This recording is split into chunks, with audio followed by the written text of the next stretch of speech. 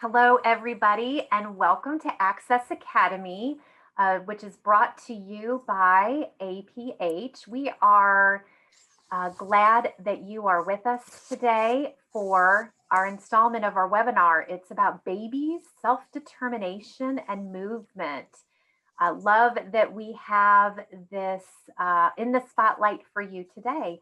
Before we leap into some really engaging learning with a dynamic speaker presenter for us, we really want to have an idea of who you are. We always like to begin our webinars with that so that we have an idea of who is with us. While I get that going, if you are listening for an opening code for ACV REP credit, the opening code word is navigation. Navigation. And so with our who is with us today poll, we would love to know. Please go ahead and enter it in. I hope that it is featuring and that people can start dropping their responses. We want to know, are you a teacher of the visually impaired? Do we have any early intervention teachers with us? Mobility specialists, vision rehab, maybe even college faculty, parent professionals, paraprofessionals, and parents. We just really want to know who's with us. And if our drop down does not have what you are, drop in the chat box for us so that we know what we have missed out on our drop down of who's with us today. And just know that you can pick more than one of those roles. We also want to hear about where you are from. We're always eager to know how widespread we are in our United States and if we're meeting our US territory area. And of course, we get really excited when we do reach any European country, sometimes Africa. So we would love to know about that.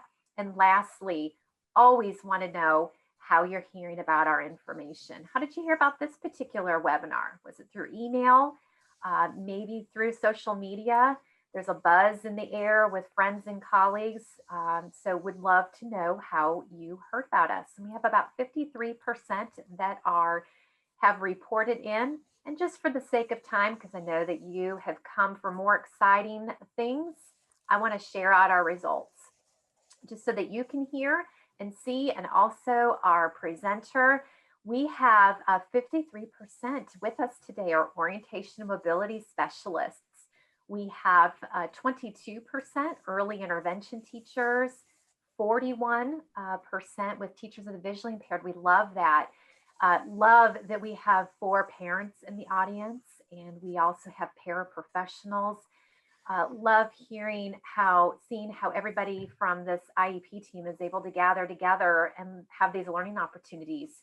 We have a tie again for the second day in a row, Northeast and the Midwest, and have tied at 22%. But we love that, oh my goodness, we've reached Canada and amazing, Australia, New Zealand. You must be having a strong cup of coffee with us because it's the middle of the night over there. So we're glad that you're with us. And also email, that's the one that wins out almost every single time. So we're just glad that the message gets out. So I'm going to stop sharing results. And I do want to just repeat the opening code is navigation.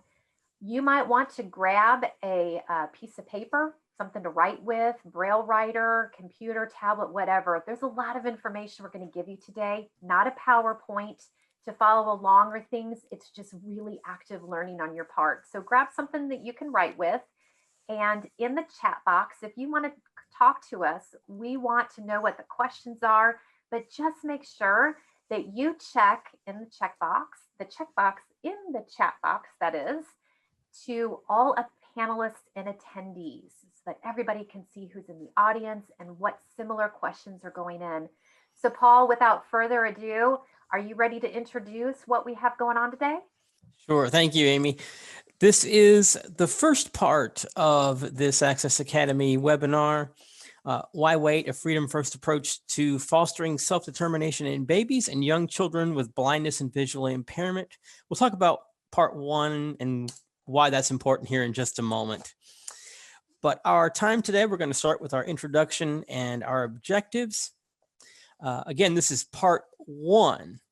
So if you are here for ACV REP credit, we need to make sure that you understand that it is an all or nothing thing. You need the codes from today and the codes from next week's session as well. So you will need to attend both and send in all 4 codes when it becomes time to do that.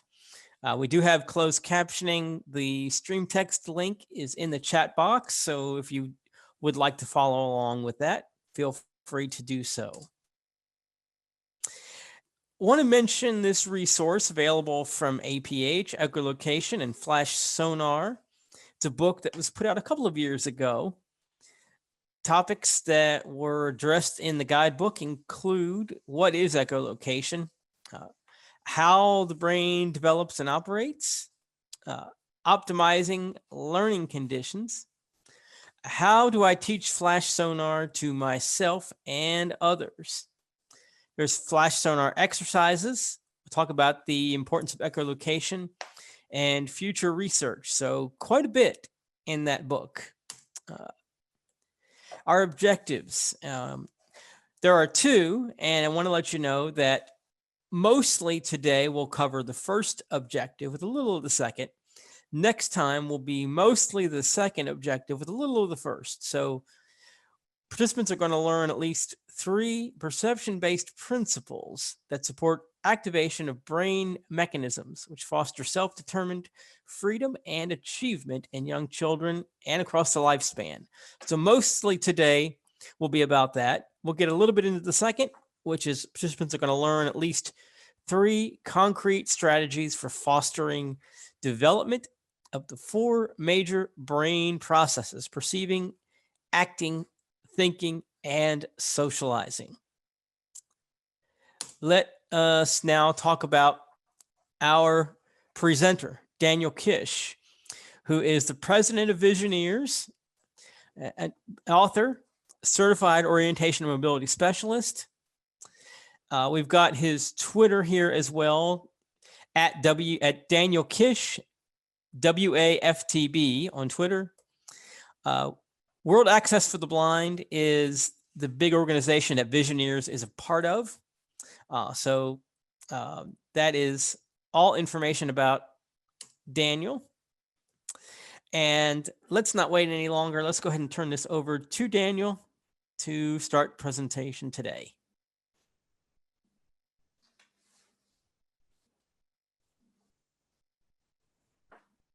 Daniel? Daniel, you are on mute and your camera is gone.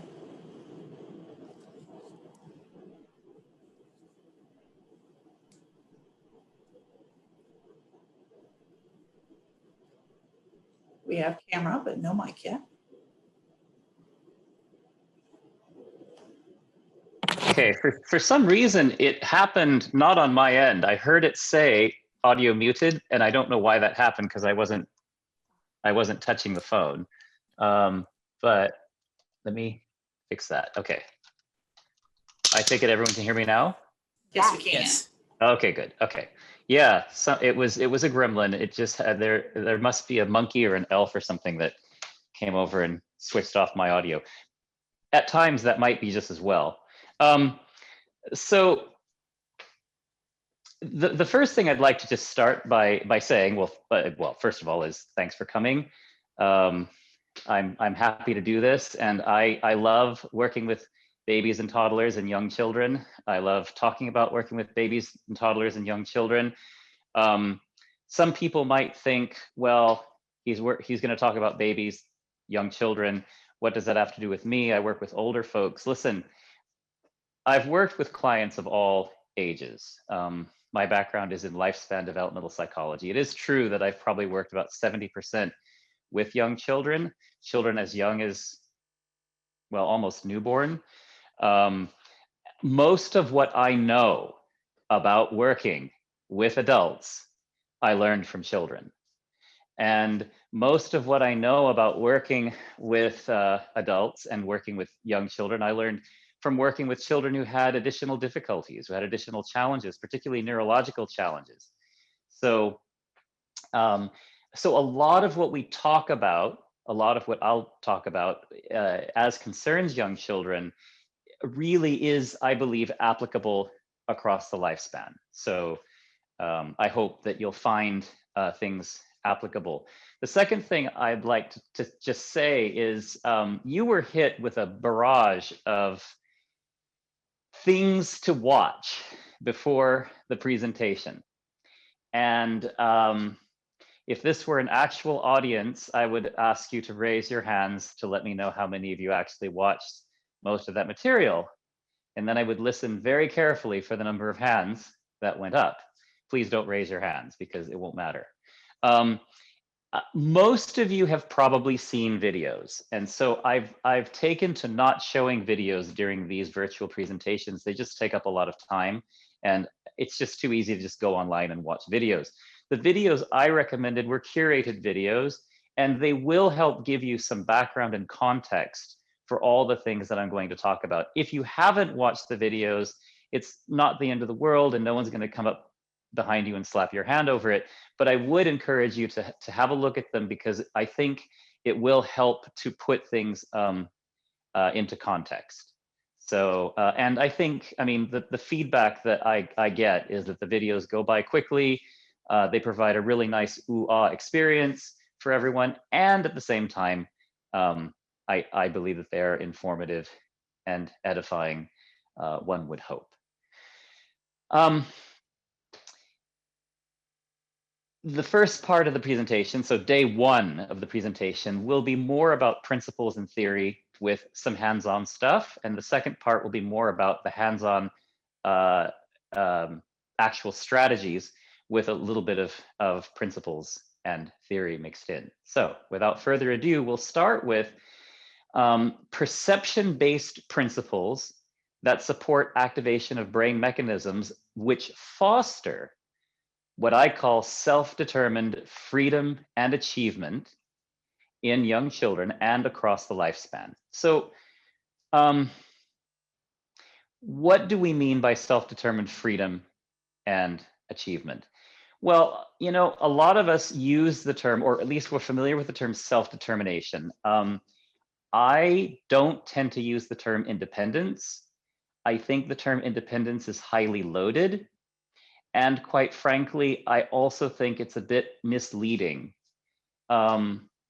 because I think that independence is not only highly loaded culturally, but it's also highly loaded situationally and circumstantially. How many of us really, truly are independent? If we really want to stop and think about it, you know, we are all interdependent on our communities. We're interdependent within a network of goods and services.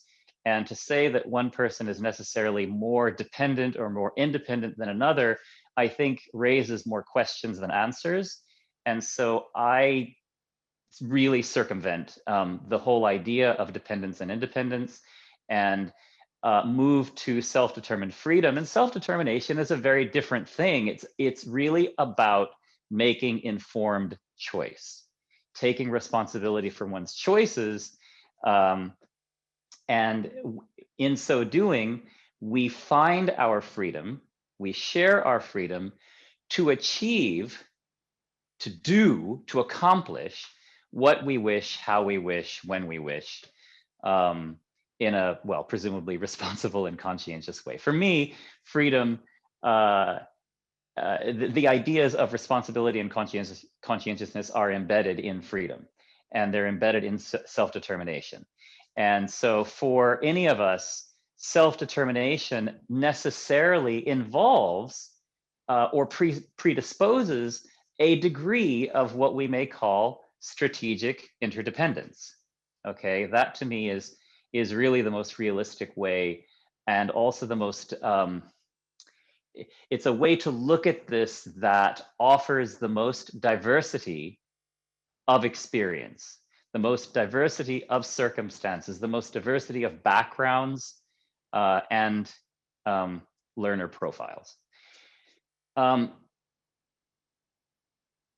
Okay, so for example, let's look at guiding through the lens of self-determination. Okay, so guiding. you know, how we talk about guiding, we talk about sighted guide, we talk about dog guide, we talk about human guide. So I just want to say, and I'll probably, I'll talk a little bit about guiding now and then more later, but one of the things I want to say about guiding is I used to give fire and brimstone sermons about the ills of guiding. And, you know, I've learned a lot since then, and I have evolved our approach, not just with respect to guiding, but really with respect to everything since then. And the idea about guiding is essentially the more you're guided, the less you learn to self-guide. I'll talk a little bit more about that later. The more you're guided, the less you learn to self-guide. So the less developed are your own self-navigation systems, your own self-guiding systems. That is true, but it's only part of the truth. The real truth, the most relevant truth, isn't necessarily that guiding in and of itself is the culprit. What's really the culprit is what I would call passive recipient versus active engagement. And the way many blind children are taught around guiding puts them in the role, I am afraid, of passive recipient. We tend to introduce guiding in terms of this is how it's going to be done. This is who is going to guide you. This is how they're going to guide you. This is where they're going to guide you. And the child kind of learns that they don't get a whole lot to say. They don't have a whole lot of input into that whole process. It is often done by adults. So now we suddenly have this dynamic of adult to child, because, you know, we tend to assign adults to supervise children in general, and blind children specifically. Usually they're attached to a full-time aide or maybe a part-time aide. That person is usually a grown-up, and that grown-up takes responsibility for the child, and in the case of a blind child, takes over the movement process, takes over the movement and navigation process, essentially in part or sometimes in whole, usurping or at least compromising the development and implementation of that child's self-determined freedom. That is a problem, and it is not easily outgrown. What tends to happen is, if this becomes the norm, if this is implemented, as it often is, you know, for better or worse, and with the best of intentions, what we tend to find is, these blind children don't tend to learn to actively engage the support that they need in a fluid way, in a graceful and gracious way from their peers. Daniel, And yes. could I just ask this, because it goes so well with what you're talking about? If you would just be able to repeat that phrase, it was so meaningful. From passive participant to active engagement. Active Thank engagement. you. So passive participant versus active engagement.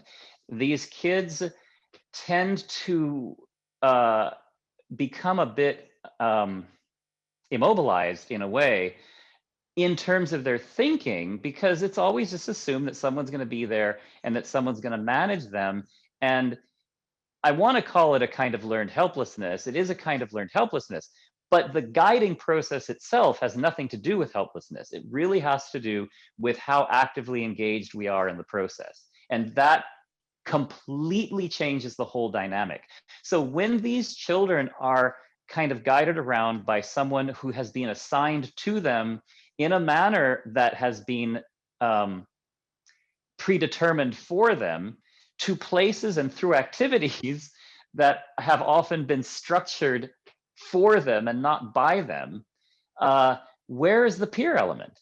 Where is the active engagement element?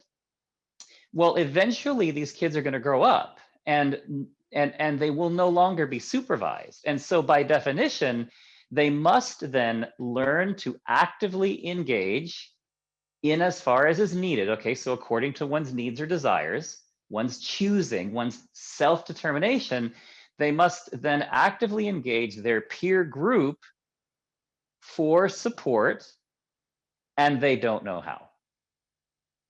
And that's what we often see, right? So, you know, they eventually get into high school, they get into university, or they get into a workplace or whatever, and suddenly they're uncomfortable, they feel awkward, they don't know how to ask, they don't know who to ask, they don't know that whole bit about give and take, that whole bit about social reciprocity, that whole bit about social engagement, because all this time, the adult has facilitated all of that, has accommodated all of that. And with the best of intentions, these kids are now adults who really feel like fish out of water because they just aren't sure how to engage those people who are now their peers.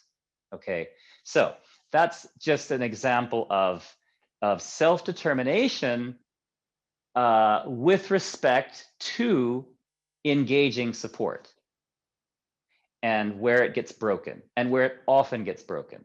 So I am a big believer. I'm a big believer, not necessarily in, you know, in not guiding or not engaging guidance, but I am a big believer in peer involvement. I'm a big believer in peer engagement. So to the extent that that may need to be facilitated for young children, and often less than we think, but you know, sometimes it does require some grown-up facilitation. But I really, really hope and wish, and if I ran the circus, would strongly encourage that grown-ups kind of step out of the way of children's learning. And we are often more obstructive than we are facilitative of children's learning. So to step out of the way of children's learning and to kind of, you know, sometimes grease the skids with regard to encouraging peer engagement, to encouraging give and take, mutual engagement between peers. And where support is needed, then, you know, not only can it be engaged, but it can be engaged in a manner that incorporates social reciprocity, that incorporates what I call mutual social engagement, which is a give and take, back and forth, you know, mutually supportive, if you will, sort of thing. Okay. Oh, and also what I wanted to say but didn't say but should have said was I am willing to take questions kind of throughout the presentation. Yes, I will leave time at the end for questions, and I'm also happy to answer questions by email if anyone wants to email me afterward. But I'm going to pause here if anyone has questions. That's great. And I want to just first of all give a reminder again, if you're putting in information into the chat box, please change your to all panelists and attendees. Right now there is some side conversations that are happening that are all related to what you're talking about, Daniel, about that engagement piece, about survival choice, powerful messages, especially being discussed about teaching assistants of being able to also understand and hear, and just the being able to share this information effectively also with families. Here is a question from an attendee out in the audience that says, there's so much going in and it keeps bouncing around. Do you use coaching strategies to facilitate self-determination? Yes, absolutely. Absolutely. There are all kinds of strategies. There's almost no, you know, strategy that isn't a strategy, right? So coaching strategies, a lot has to be done with these paraprofessionals. Look, these paraprofessionals, they're usually looking for input. And what they've often been told, not necessarily by us, what they're often told is keep them safe, right? Number one, keep them safe, keep them engaged. Okay, well, if we're keeping them engaged, then maybe we're not facilitating their own capacity to engage. So they really need strategies, and they often really need strategies, and they often really need some input from us as to how to back off, how to teach from, not teach, how to facilitate from afar. Okay, the more transparent an aid is, the better. That's a general rule. Of course, it's going to vary from situation to situation and student to student, but that's where we want to. That's where we want to head. We want to head toward more transparency, almost to where the kids are aware that there's another grown-up around, but aren't necessarily aware that that grown-up belongs to the blind kid, right? That the grown-up is just sort of there on the scene.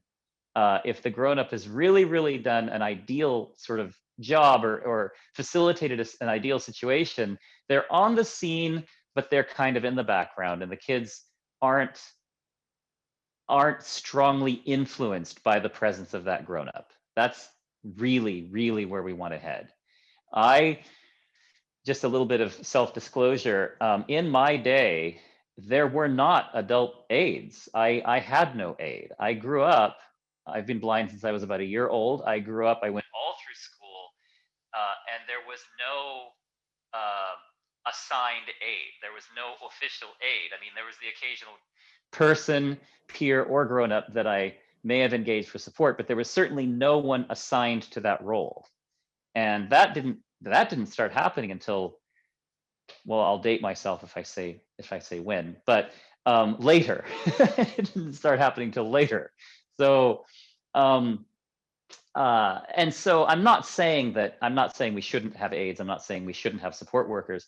But what I'm saying is I think that they need a lot more direction from us as to how to be a support worker. I often say, how do we help the most by helping the least? And I often ask myself that question: how do I help this student the most by helping them the least? And that's often where we're able to help them the most. Any other questions?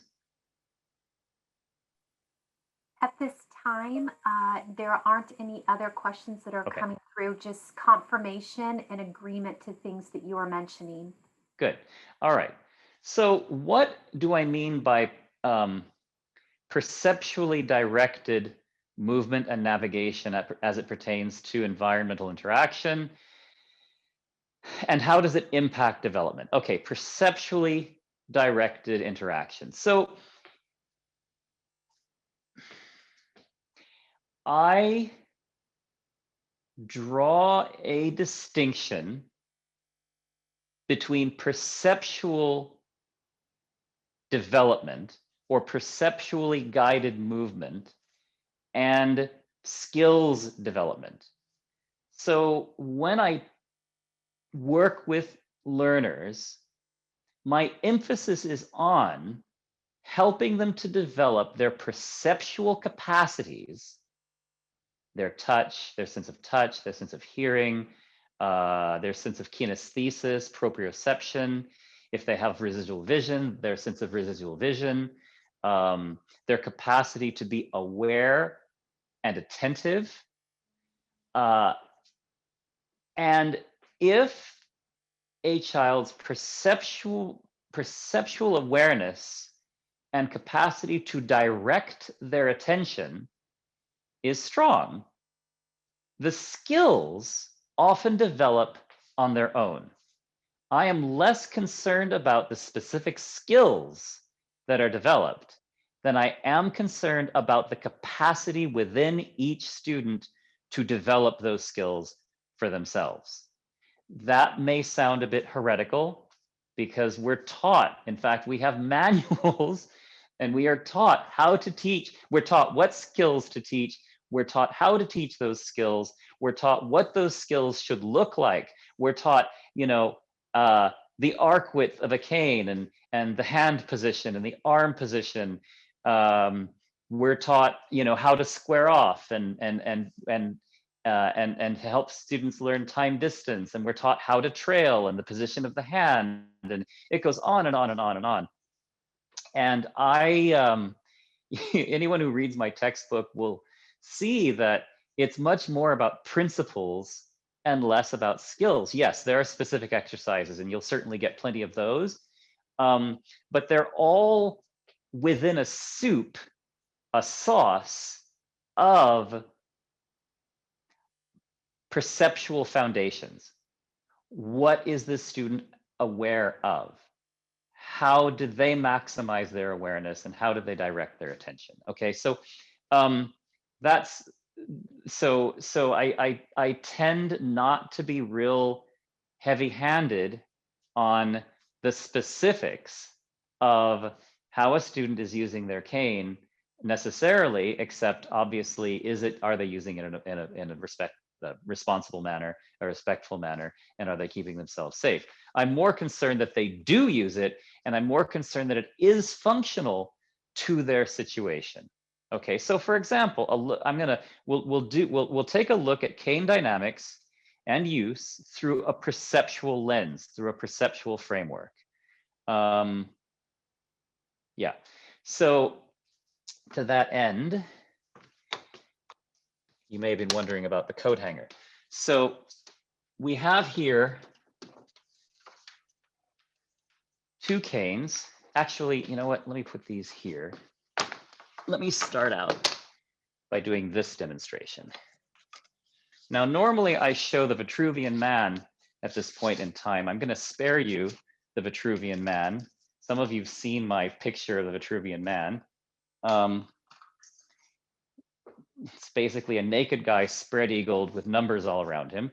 I'm going to keep my clothes on for this demonstration. But what I'm going to do is I'm going to say, and I'm going to show you that we are the same length, I guess, or width, from fingertip to fingertip as we are from feet to head. And I can kind of show you that. Isn't that awesome? So Ning, okay, so that's roughly my height. And then if I do this, you can see that's roughly how tall I am from fingertip to fingertip, okay? So we have built within us a frame of reference that kind of equates our reach, how far we can reach and where we can reach, to our height. Okay, so what does that mean? Well, what that basically means is that if we're using a tactile, or if we're using a haptic means of navigation, the cane, okay? If we're using the cane as a haptic means of navigation, then I think we have to kind of relook from a theoretical standpoint and then from a research standpoint at what the ideal length of the cane should be. It should address the needs of preview. Preview is essentially knowing what's ahead of us and being able to motor plan around those things. So traditionally, when we did the whole cane thing, we did sort of sternum length. Actually, traditionally, it might have been a little bit lower than that by an inch or two. Okay, and then over the years, the length of the cane kind of increased. Here an inch, there an inch. Now it's often kind of armpit length is what we often see. Okay, so this is not uncommonly where we would see the length of the cane. But does that really give us the best preview information? Does it ideally engage the brain's preview mechanisms? If you ask visual scientists where the vision system is deployed to give us the best information about our terrain, they will tell you, and this is a sort of a general idea, but they will tell you that, and research has actually shown this, is that if you're traveling in rough terrain and unfamiliar terrain, we tend to most often return our visual gaze to a point that is roughly 2 to 3 steps in front of us. Roughly 2 to 3 steps in front of us. For many people, that is roughly 1 body length. From experience, my own personal experience, my own teaching experience, I've taught thousands of people of all ages, literally, and all over the world in all kinds of environments. I've also supervised an embarrassing a number of instructors who've also learned to teach. I will tell you that if the cane tip falls roughly 2 to 3 steps, roughly 1 body length in front of the individual, that seems to engage the preview, seems to engage the preview mechanism most naturally. And I know this because they learn to use the cane much faster. And even little ones, okay? So with little ones, they really learn to use the cane much faster. I almost don't have to teach them. They just learn to use the cane much faster. So here's the difference. This cane comes up to just above my chin. And this one is shorter, as you can see. And so because I'm an adult and because I can extend my hand somewhat, I don't extend it kind of all the way. I kind of do this sort of thing. So my elbow is relaxed. What I often see in people is a rigidified way of using their cane. So I often have to help students be more relaxed and less regimented. Remember, the way we teach the cane was heavily influenced by the military. Okay, people who moved in a regimented way, people who were used to following orders and to following orders in lockstep. That is not most people, and it certainly isn't children. Okay, so relax is the name of the game. And yes, an adult can extend their hand a little bit. So I've measured this, and this cane tip does fall. It's a little short, but not, you know, it's roughly 1 body length ahead of me. Okay, and if I do a comparison, I have to open this door. Okay, so if I do a comparison, so this is roughly the difference. And you might see how that's where, oops, okay, let me get these even. That's where the longer cane finds the edge of the carpet. That's where the shorter cane finds the edge of the carpet, okay? Sometimes the disparity is even greater than that. If people are given canes that are an inch or two shorter than even this, then obviously the disparity is even greater. It may not seem like much, but I can tell you perceptually, it is much. And the brain regards it as much because the brain is tapping into this internal reference of height versus reach.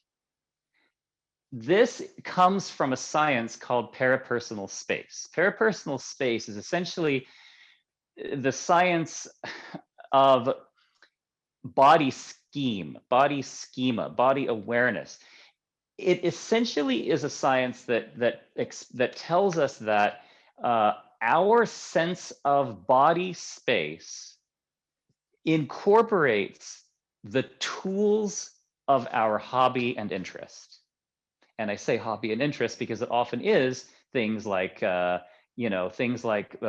people do in sports, golfing. Your body schema comes to incorporate the use of golf clubs, the use of swords if you're fencing, the use of an axe, the use of a shovel, the use of shoes if you're a runner, the use of a bicycle. You know, whatever you use on a regular basis, your body schema sort of wraps around that tool, and that tool becomes integrated into your body space. But certain elements or factors need to be in place to optimize that. And one of the factors that is often in place is that the tool of choice needs to be adaptable or adoptable easily into the body's frame of reference. And among other things that allow this are weight. Okay, very often people will choose the lighter golf club. They'll choose the lighter skis. They'll choose the lighter ski poles. They'll choose the lighter bicycle. They'll choose the lighter shoes. We choose things that we are most comfortable incorporating into the way we function. And usually that involves balance and weight. So I have 2 canes here. And this one is, the shorter one here is a pretty good one. It's a Revolutions cane. It's one of the lightest canes you can get in in the US. And I've used almost every imaginable cane ever made. I used to use a Revolution. It's made of graphite. This one, the longer one, is available only from Europe. It's manufactured by a company called Swarovski in the Czech Republic. You'll be given a link to how to order these. There is no formal or official distribution channel in the US, but you can order them into the US if you want. I'm here to tell you that this cane is much better balanced. And even though it's longer, and even though both these canes are made of plastic, the longer cane is actually the lighter cane, and I will demonstrate that to you.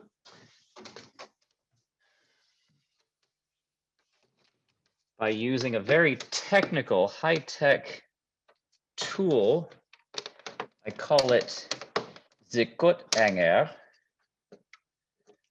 So I'm going to put these canes. This is balanced. It's basically think of it as a balancing scale, except this one's not working. There we go.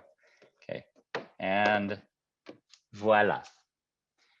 All right, how much the shorter cane, even though it's made of plastic, it's graphite, even though it's light as canes go, is really quite substantially lighter than the longer cane here.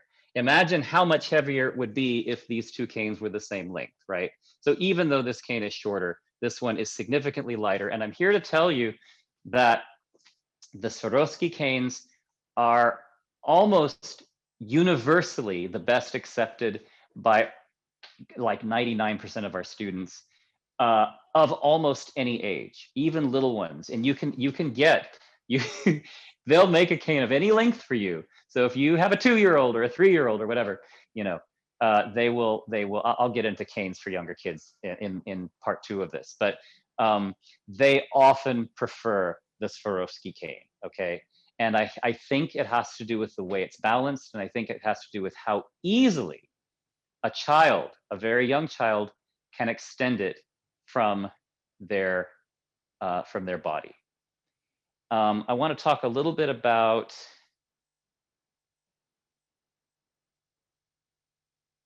I want to talk a little bit about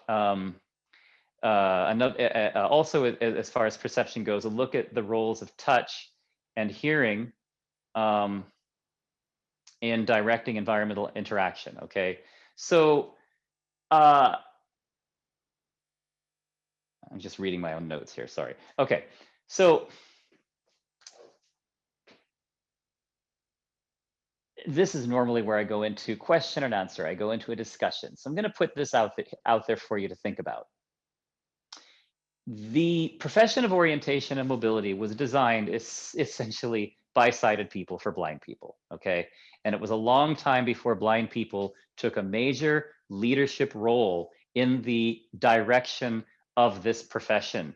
Decades later, not to say that there was absolutely no input whatsoever from blind people integrated into the profession, but I'm here to tell you it was an awfully small role, okay? So I said that to say this. If you take away a sighted person's vision, okay, say by blindfold, for example, what is the next, what are the adaptations that they naturally fall to, that they naturally gravitate to when vision is removed, to be able to get around, to be able to know what's around them? And the answer is twofold. The first is touch. We immediately tend to start reaching out, okay? We want to know what's around us. And so we find the nearest surface, okay? And we take security from touching physical spatial boundaries. As a sighted person, we feel grounded, we feel secure, we feel like we know where we are, and we have something to follow.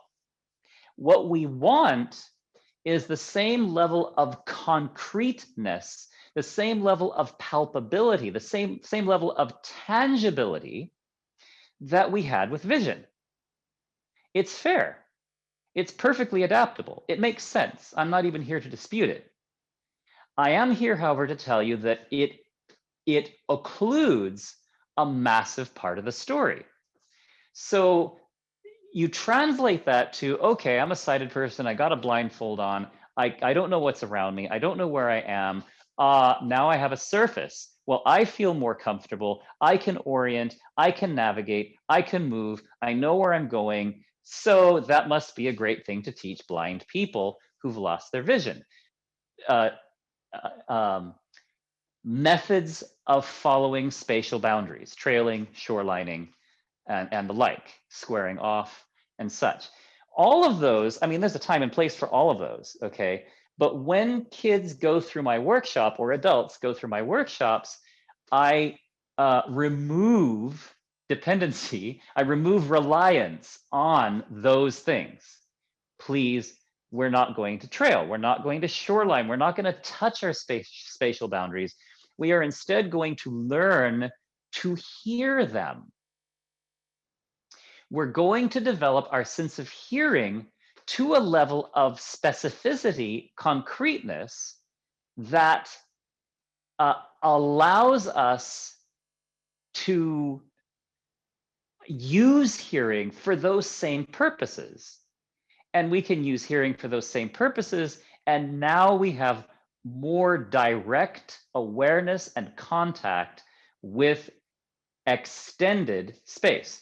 So if everyone closes their eyes right now, okay, so you're going to remove your vision, you're going to close your eyes, and you listen to me talking, and you listen to my voice as it approaches the door here.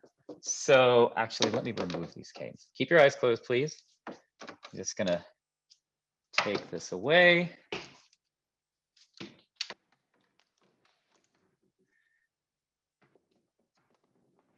Okay. All right. So as I'm talking, maybe you hear my voice approaching the door. You hear how my voice changes. And as I move away, you maybe hear my voice moving away. I'll make another sound.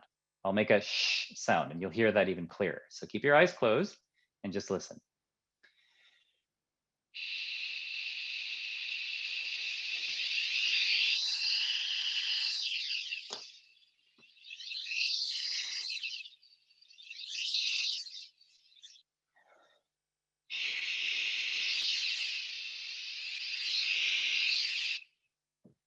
Okay, so you can open your eyes. So most of you heard that. I've been doing this for 25 years, and thousands of people, and very, very few don't hear it. If you didn't hear it, I can make you hear it. I can take you through exercises that make you hear it. Actually, I'll show you. One of them would be, okay, this salad bowl, right? So I would do this.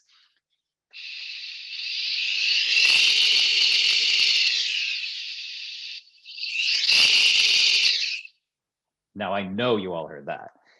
And that's an example of what we'll get into next session, called stimulus clarification or stimulus intensification.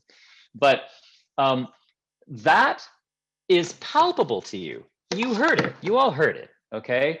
And it's an exercise that illustrates that if you could hear that, and that was concrete to you, and once you had that locked into your brain, you have suddenly developed the capacity to never run into a wall again. Not only to never run into a wall again, but to always know where spatial boundaries are around you. We can teach that not only quickly and easily, but we can teach it to quite a distance. It's not just, oh, I know I'm 3 feet from a wall. Lots of blind people can walk parallel to a wall within 3 feet. What about 6 feet? What about 9 feet? What about 12 feet? What about 20 feet? What about 100 feet? What about 300 feet, right? So that's where you extend this perception. As concrete as that effect was for you, you cited people who just lost your vision temporarily. You can open your eyes, by the way, if you haven't. You lost your vision temporarily. That effect is 10 times, or maybe even more, maybe even 100 times for someone like me, for someone who is an experienced echolocator, who uses echolocation as a principal means of navigation. It is palpable, it is tangible, it is concrete, and it precludes the need, the over-reliance on physical contact with physical spatial boundaries. And so one of the techniques that we actually do, which I'll get into a little bit later, is removing those areas of over-reliance, such as too much reliance on guiding, especially passive forms of guiding, too much reliance on tactile adherence to physical spatial boundaries. Those are gone. Those are taken off the table for the duration of our training and then reintegrated toward the end of the training. So we're not necessarily saying bad, bad, bad.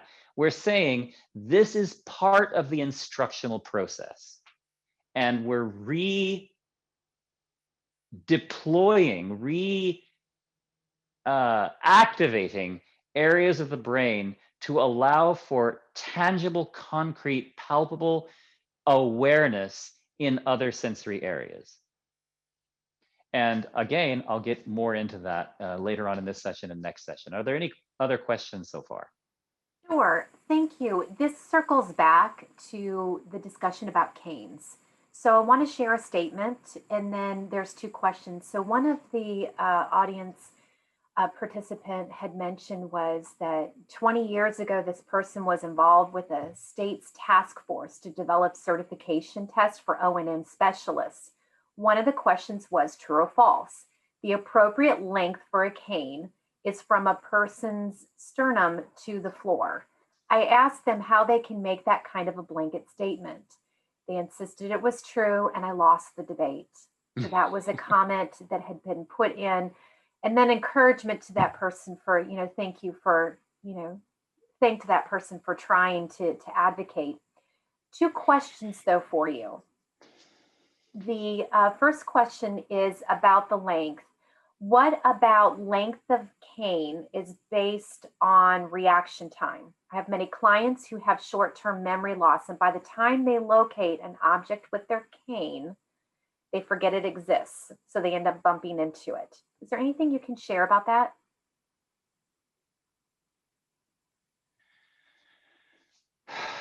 That's the perceptual. Okay, so part of perception is cognition and memory. Part of it's attention. It would be difficult for me to address a question like that without actually working with an example. Okay. In a hands-on way. I do find that there is some variation in cane length preference. For young children, the cane seems to need to be a bit longer. For not older people, but as they grow into adolescence and adults, the cane comes down to about level of the chin. I'd have to see what it is that they're responding to and how it is that they're responding. Is it a memory issue? Is it a tactile processing issue, which is a different thing, but of course it might be related. Does shortening the cane really seem to help? If it does really seem to help, then that might be the way to go for that student. Does it have to do with conductivity of the cane? These Swarovski canes are the most conductive, well, nearly the most conductive of canes that I've tried. So I might want to look at conductivity. They're also very, very light. So there are other factors that I would look at in coming to in helping a student to come to a decision about that. Okay. Totally understandable. What about okay. Let me just speak a little bit to the cane length controversy. I don't want to get into the politics of this, and I can do whole workshops on cane length and cane use and cane this and cane that. And I do spell out an argument in the textbook. Look, the lit review is extensive on cane length. And I have to say there isn't really, I mean, there is a consensus, and then someone comes along and breaks the consensus, and someone forms a new consensus, and it's just everyone's kind of doing this stuff. What we tend to find, I'm just going to tell you, If the research is conducted by blind people, we find that the cane should be longer. If the research is conducted by sighted people, we find the cane should be shorter. So they tend to group into those two categories. I don't know why that is. I can tell you this, the latest, or what I believe to be the latest, there may be more published since, by Western Michigan, showed that that there was no correlation between cane length and reaction time and whether or not people could sense a drop off and things like that. And by the way, it isn't just the length of the cane. We have a whole different way of teaching the cane and holding the cane and kind of using the cane, which I won't go into in this workshop because, like I said, that could be its own workshop. But I will say this, it was made unclear as to the role of the length of the cane in reaction time. However, in that study, and what you'll often find with these studies is you'll often find some kind of a confound, or you'll often find something within the study where I would look at that and say that just isn't realistic. And one of the things that I found in the latest Western Michigan study was that they didn't account for the length of the cane relative to the student. So they had two lengths of cane. I forget the exact length. I mean, I forget the exact number of meters, but I think they were within something like 40% of each other. So so one cane was significantly shorter than the other, but those canes were not sized to to each student. Okay, so what you probably had was a lot of students using a cane, whether it was the shorter one or the longer one, and they didn't necessarily feel comfortable with either length, right? Because neither length was necessarily sized to the height of the student. I mean, maybe some students felt okay, but other students didn't. I happen to know students who, you know, were very short, and I mean, I know someone who went through that project as a subject, and so I have some inside information about the study. So to me, it's really hard for me to consider those results valid. But look, you know, I think this is an area that requires further study. It requires careful study, and it requires more field-based study, I think, because we consistently find that blind instructors, that proficient blind travelers, I mean, if you were to conduct a survey, you're going to find these guys are using longer and longer canes. That's what you tend to find. Okay, that is so helpful. One last question, and then we'll get back on track with what you want to speak on next. But this goes into what you were talking about just most recently last with the listening, the demonstration that you did with the salad bowl and with the, you know, walking to up to the door. Just wondering, because this is indoors here, are you able to orient yourself outdoors by large geographical features? So just generalizing what you were talking about with the outdoors. Yes, yes. So yes, back in the day, I believe it was Dr. Andrew Griffin, who was a bat specialist, and he wrote a book called Listening in the Dark. And I believe it's in that book where he talks about sailors in ancient times, centuries ago. They oriented themselves on the ocean with respect to land masses by hammering on planks or by gunpowder, shooting whatever whatever explosive device they had on hand. Okay. Basically, the louder the signal, the further it travels. The further it travels, the further the distance you have available to you. So we teach our students to, of course, do a tongue click. And that can be done very loudly. I won't do it because it'll blow the mic. And I'll get into the clicking of things in the next session. But or hand clapping is another one. Well, that will go much louder. And so we teach our students how to produce a nice sharp hand clap. And you can orient by features large features that are hundreds of meters away. In fact, we do some of our best lessons in open parkland. So maybe you have a row of trees or rows of trees, or you have a far, far away row of houses, or maybe there's another building in the park somewhere. Maybe there's a pavilion in the park. So a big part of our training is how to establish your own orientation in large spaces, particularly large open spaces. And those tend to require stronger signals that travel further, and you train your brain to be able to extract the echoes from the background environment. In fact, I'm going to digress slightly here, but it isn't really a digression because it does fall into the framework of perception. Hold on just one moment, Daniel. We have lost Yep, picture. Sorry. I'll fix it. It's no it's worries. Fixable. Welcome to COVID class. Hold on. And just know that the audio changed a little bit too for you. We can still hear. It just changed. Wait. Okay. We see you. Okay. I should be back. You Am are. I back? Okay. You good. are back. All right. Let me know if that happens, because I didn't really get the feedback. Absolutely. Okay. So proficient echolocators, also called quote unquote expert echolocators in some literature coming out of Durham University. They've collected a bunch of data on what they call expert echolocators, people who use echolocation on a daily, active echolocation, active as opposed to passive echolocation, that's spelled out in the book.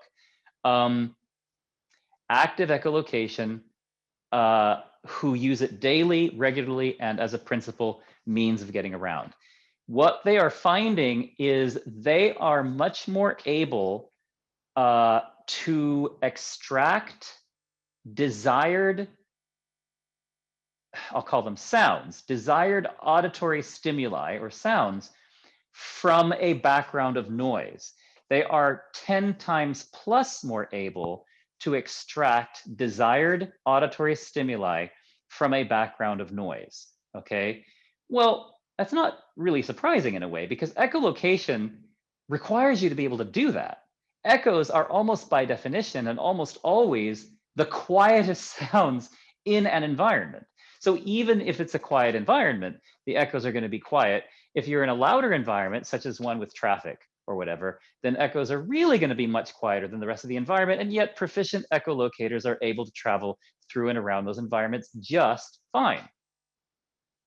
But what are the other implications of this kind of auditory training? So you'll hear some people say, I've heard some people make the argument, well, active echolocation is good if it suits you, but it's not for everybody, which is a bit like saying, eyesight isn't really for everybody. I mean, if you use it, fine. If you don't really use it that much, you're okay. It's your choice, right?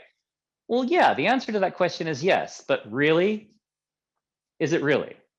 Okay, so what are the other implications of being able to, as a side effect, if you will, in a way, or a function of being a proficient echolocator, what other areas would being able to extract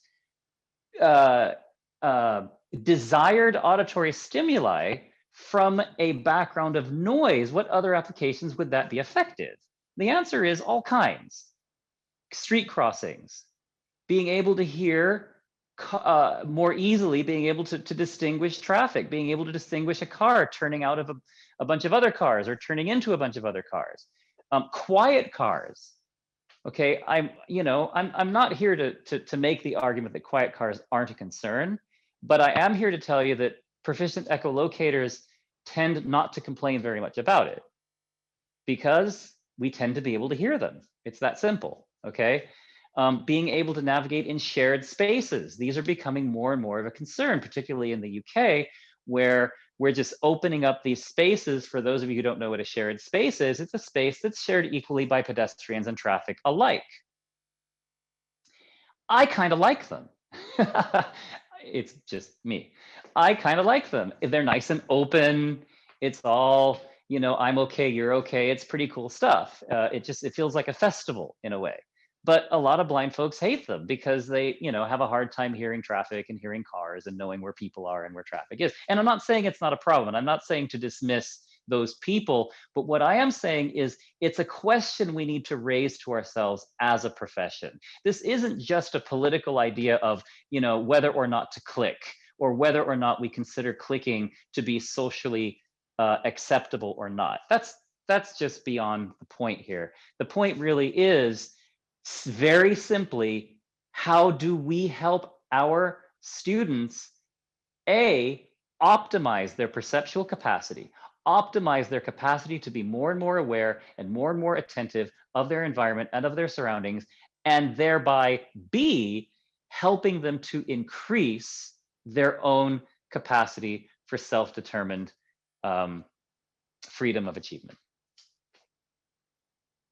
Okay, moving on to Brain Science 101. 4 major functions of the brain. Paul already basically mentioned them. So they are perceiving or sensing, cognition, acting or interacting, thinking and understanding, and then final is socialization / relating, okay? So I'm not really gonna go into each of those things other than the first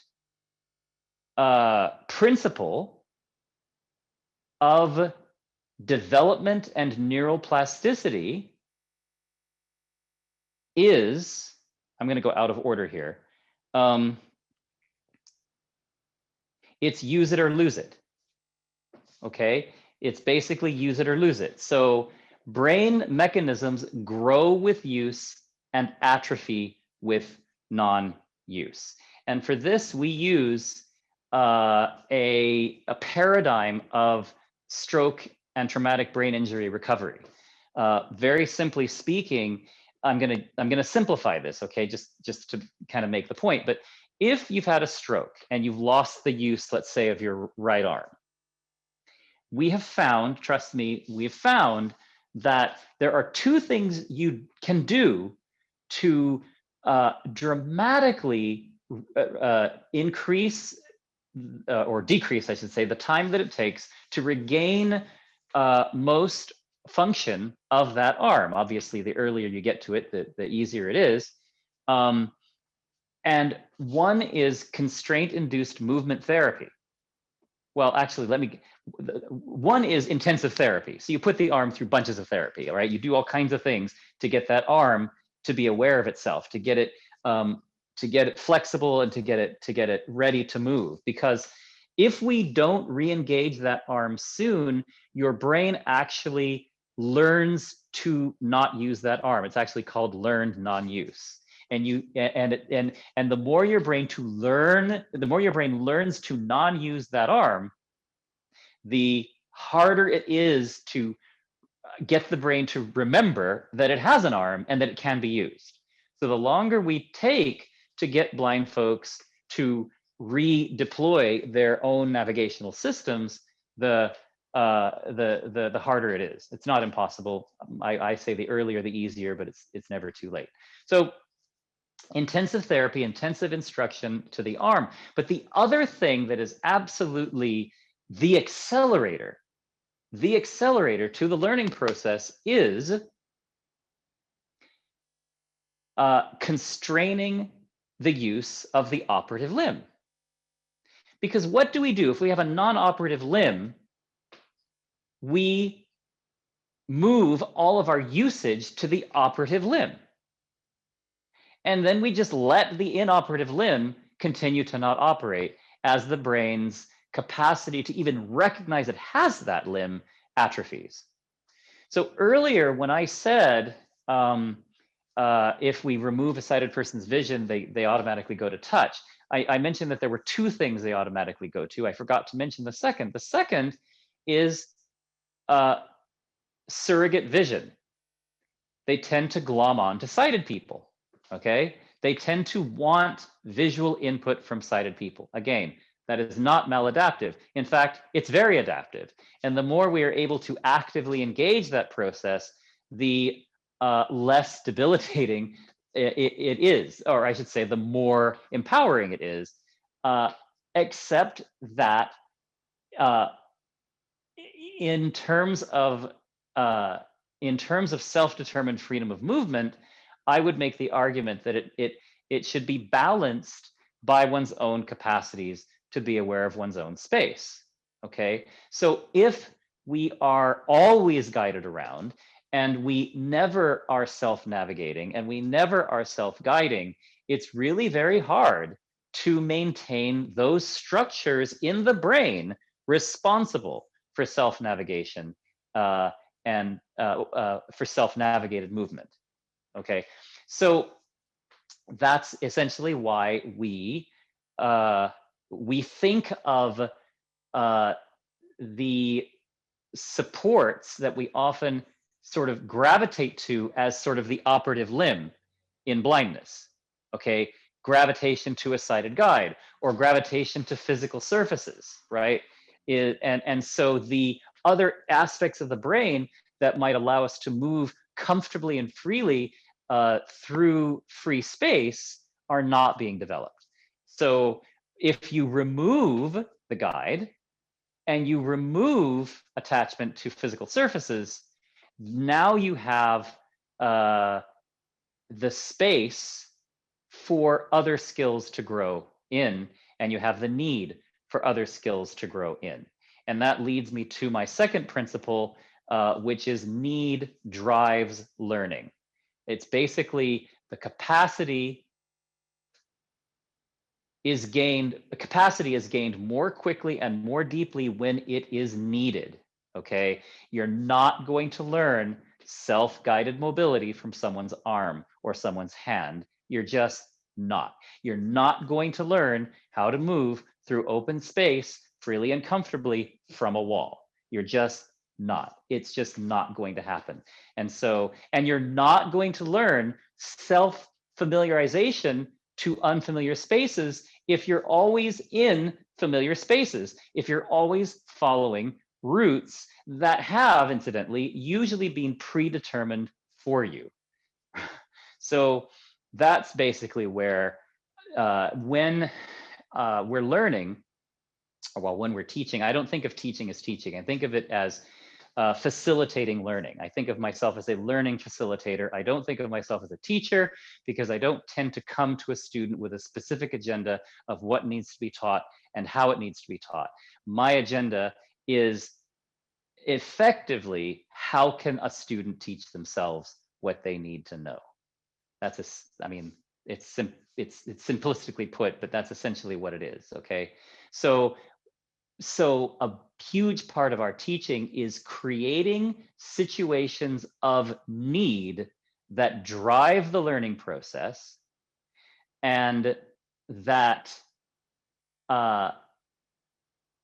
stimulate the nervous system through use to activate those parts of the nervous system that allow for self-directed movement, for self-determined movement, which includes active engagement of support. If you've never actively engaged support, if support has always been provided to you without you having a whole lot to say about it, you're not likely to have developed active engagement capacities. The other principle, which really comes first, but I didn't talk about it first, is what I call freedom first. Freedom first. Our desire for freedom, I believe, as a developmental psychologist, our desire for freedom is fundamental to driving development. From the first days, I often ask people, how early, what is the ideal age for a sighted child to start to learn to see? What is the ideal age for a sighted child to start to learn to see? What is the age at which most sighted children start to learn to see? And the answer is pretty much at birth, okay? Pretty much at birth. If I ran the circus I would have canes in the hands of blind newborns. I would be using a language model for teaching those little blind infants how to click. In fact, I mean, I had a nephew who was clicking by the time he was 6 months old because he was just copying me. One of my instructors had a son. He said the same thing. By the time his son was about 6 months old, he was clicking. It was one of the first sounds he could make reliably. Okay, so I mean, other than, you know, crying and laughing. So so that's what we would do. And if you watch babies, they're constantly wiggling, they're constantly jiggling, they're constantly shaking, they're constantly trying to get out into their environment. Okay, certainly sighted kids are doing this, and blind kids either are doing this or can be encouraged to do this.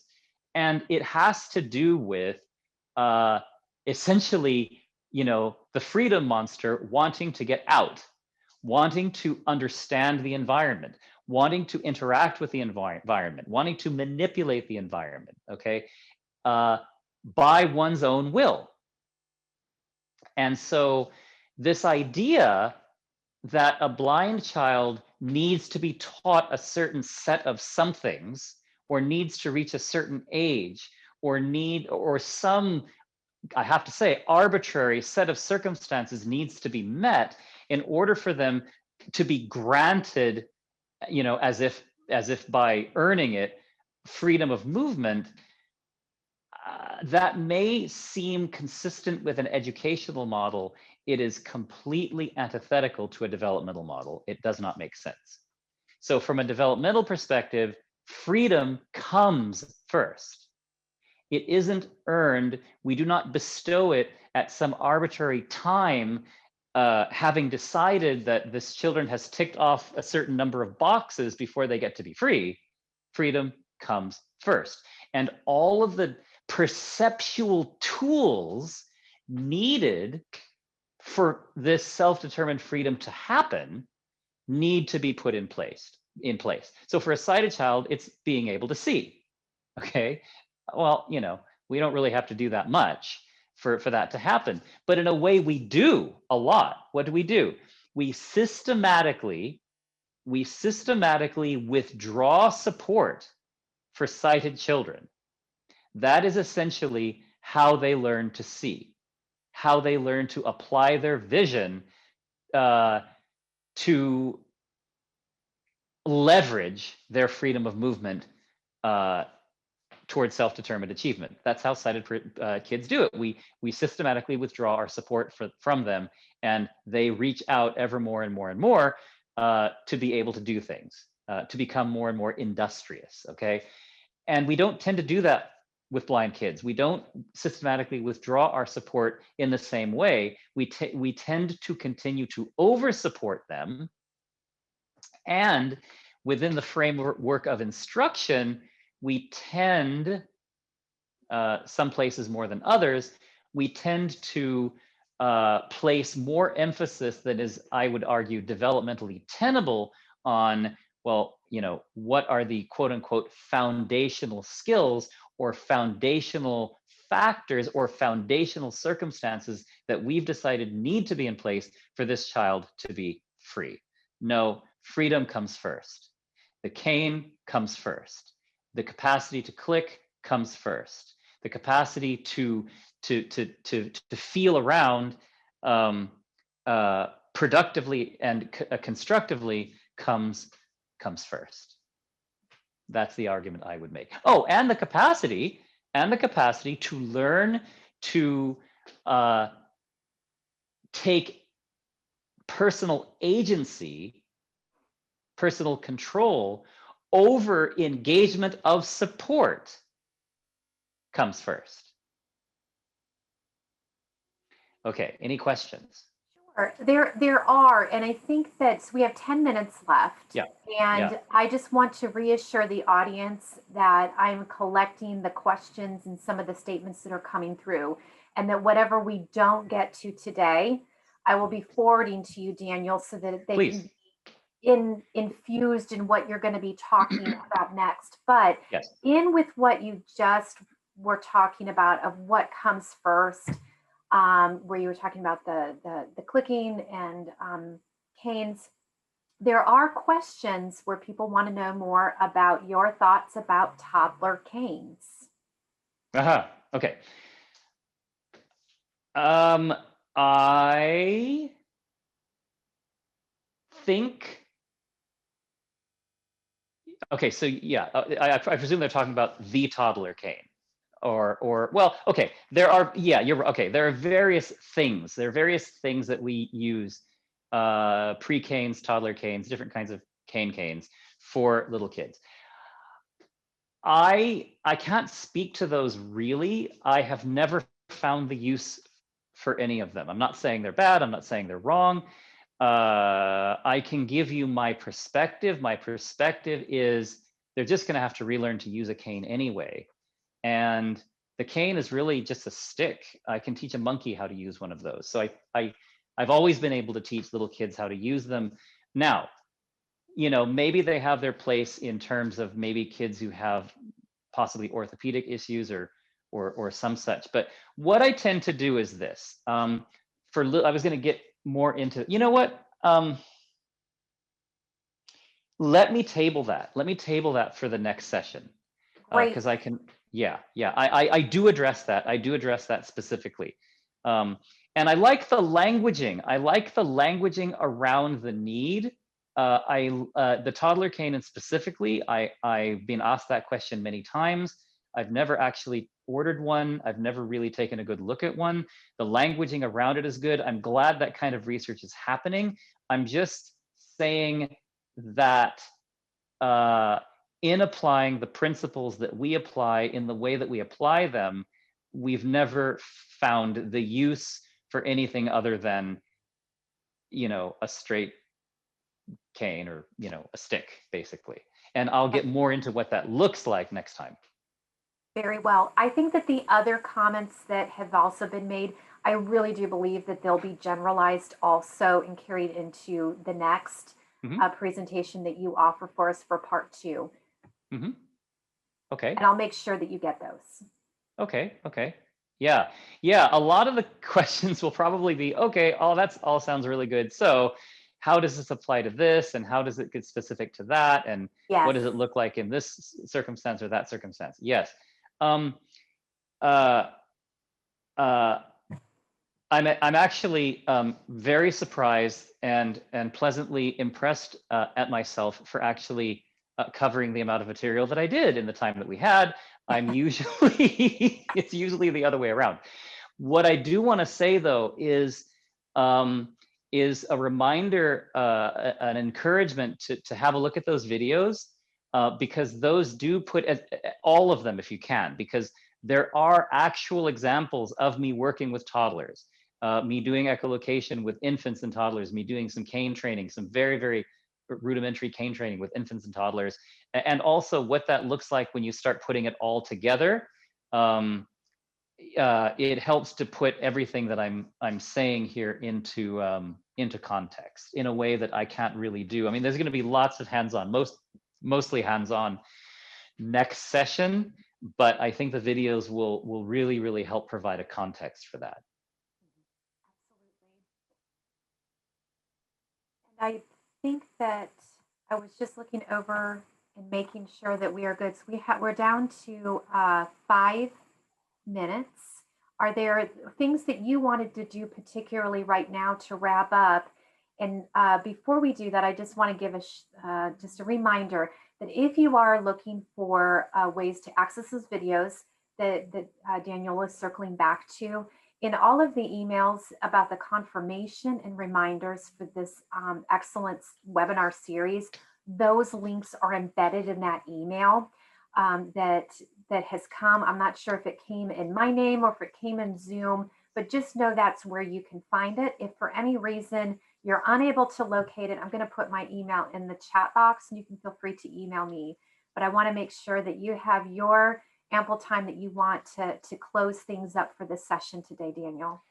You know, everyone asks a little bit about the hand position or the hand grip, and I do not teach the pointer grasp. Can everyone see? Can you see my hand on the cane? Yes, we can see your Okay. hand on the cane. Okay. Okay. Obviously, I'm exaggerating. Well, here, this is more what it would look like for me. So I don't teach pointer grasp. I find that this repetitive wrist movement, side to side to side, is just a recipe for wrist problems, especially people who use canes avidly, eagerly. Way back in the beginning of time, I feel quite confident in saying that we did not expect blind people to be traveling around as much as they actually do, using their canes as much as they actually do. We were expecting them to be traveling less on their own and probably guided more. I don't know, but I do know that this gets to everyone's wrist, and physiotherapists have raised concerns about it, and we don't have an answer for it, but we do have an answer for it. So this is more how I suggest people use their canes. So the difference is that the fingers are wrapped around the cane, the palm is underneath the cane. I personally separate my palm from the cane and I just move the cane side to side with my fingers. You can see there's almost no wrist movement in my case. That's me. A lot of folks feel they need to do this. And so the cane is closer to the palm or touching the palm. There's a little bit more wrist movement, but relatively little wrist movement as opposed to this side to side movement, which is much more impactful on the wrist, especially this repetitive wrist movement. Any physiotherapist will tell you this is a problem. So we want to help our students adjust their grasp on the cane to minimize wrist movement. There isn't a single hand position that fits all students. So we go through different hand positions that work for students. This sort of all in the fingers works well for me. It's closest to what the NOMCs, the blind mobility specialists, for lack of a better term, call open palm technique, but moving the cane closer to the palm also works. And even this, where the palm is turned upside down and is facing the ground, that works well for some people. So I'm going to relax. And this is sort of what that would look like. Again, relatively little wrist movement. This makes a huge difference for students, I'm here to tell you, and especially for kids. Some have made the argument that the traditional way that we teach cane technique is not something that is good for kids. It's not good for their posture. It's not good for their arm. It's not good for the shoulder.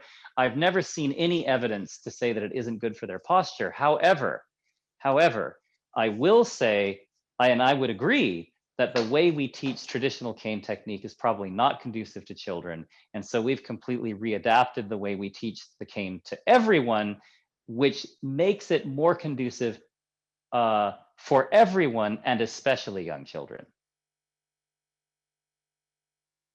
There. A full day workshop compressed neatly into 5 minutes. It is. Daniel, is it okay if your email is dropped into the chat box for those who are asking? Absolutely. Thank you. This has been so insightful for myself. I have learned a great deal. I admit I do not have the background of being an orientation and mobility specialist, so I certainly have learned so much in hearing about the theory and just all the information you shared. So thank you. I hope Thank you. Thank you for having me do this. This is really nice. Well, what's great is that it doesn't end today.